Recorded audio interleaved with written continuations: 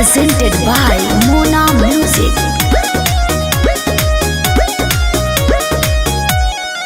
मोदी जी कैल बढ़िया काम काम काम काम अब होते देशवा के नाम नाम नाम नाम।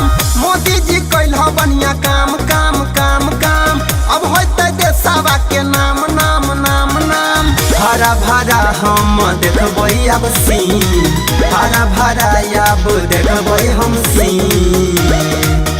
कश्मीर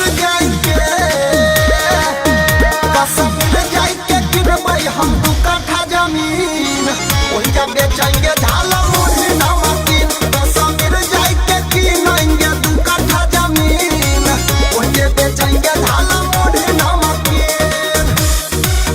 झाला मुढ़ी नमकीन, झाला मुढ़ी नमकीन।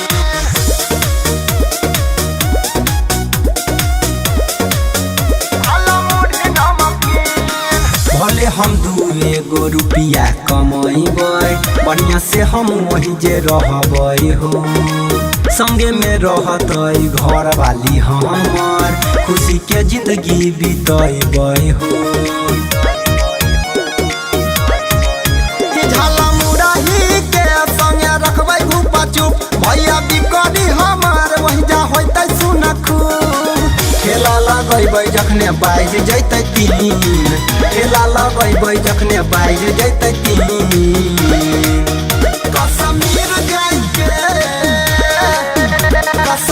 जाइके किनबै हम 2 कट्ठा जमीन, वही जब बेचेंगे झाला मुढ़ी नमकीन। कश्मीर जाइके किनेंगे 2 कट्ठा जमीन, वही जब बेचेंगे झाला मुढ़ी नमकीन।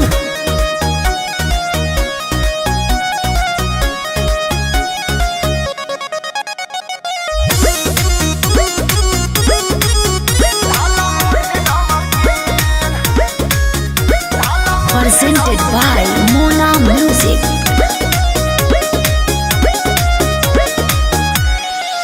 चूड़ा मुरही के संगे में रखबै हम तारी के मेल हो।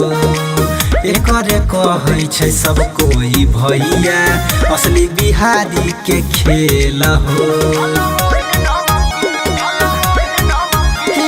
भैया अनिल खैतै पकोड़ा बरेड, देबै झटा पटा कराबै नहीं एको रति लेट। राइटर सोनू सिंह औतै रोजे दिन, सोनू जीतू भैया औतै रोजे दिन। कश्मीर जाइके किनबै हम 2 कट्ठा जमीन, वही जब बेचेंगे झाला